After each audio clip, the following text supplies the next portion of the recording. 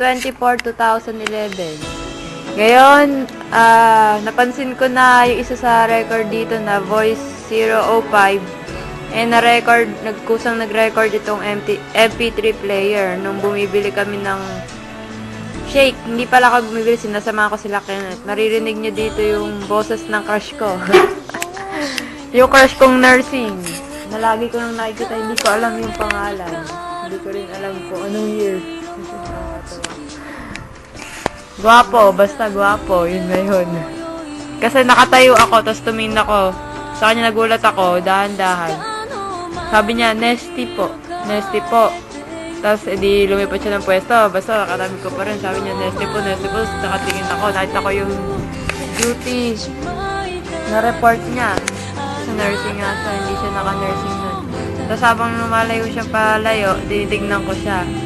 Parang napatulala ako ng konti. Pero ako lang nakakalam nun. Hindi ko alam, nagre-record na pala MP3 ko. Nasa ano siya, nagsalita siya ng 33 seconds. Himala, biglang nag-record, hindi ko pinindot.